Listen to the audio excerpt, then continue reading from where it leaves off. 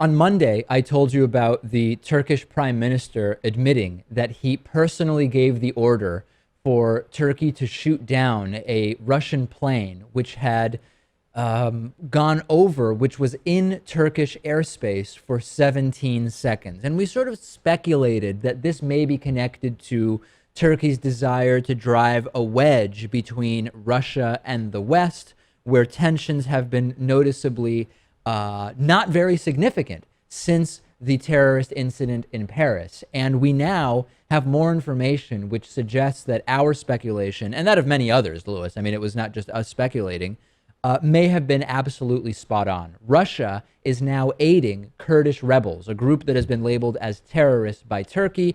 In layman's terms, this is an alliance which, to Turkey's geopolitical aspirations, particularly in Syria, could be very, very bad. Turkey is now in a situation where the legendary Syria-Turkey ISIS oil train is being destroyed by Russian bombers. And we are increasingly, Lewis, seeing what is shaping up. And I don't know what I would predict would even happen here. This is really shaping up to be interesting for a number of reasons. Number one, because of how it's going to influence Turkey and ISIS and that connection, which I'll get to a little more, but also because of the way in which it may change the dynamic of Russia-Western relations.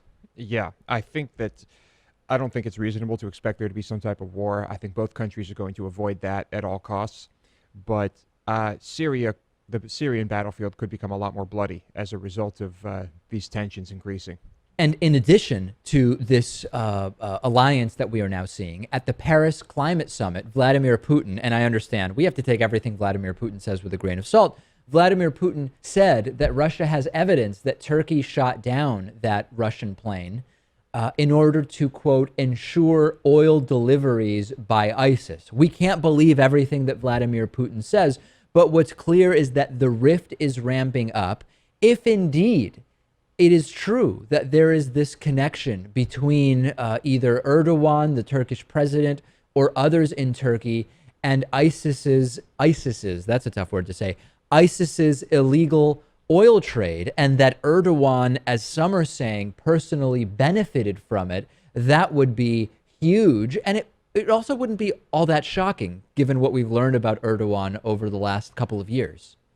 Well, I think that I would kind of be surprised by that. You would? I don't really see Erdogan or Turkey in general needing to get involved in that type of thing at all. Need, want, I don't know. I mean, that dude's got money.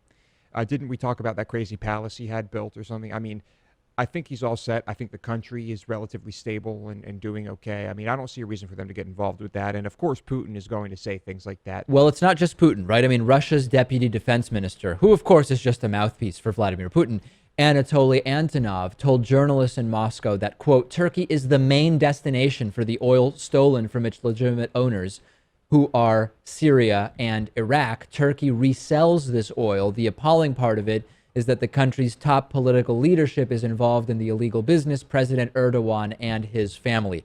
Very serious accusations. I'm going to wait until we hear it from more than just Putin and one of his people before I say this is probably true. Yeah, yeah, you said you wouldn't put it past the guy. I don't really know. But certainly if we were to discover that this is the truth, that would be huge. Absolutely huge. Truly, truly incredible.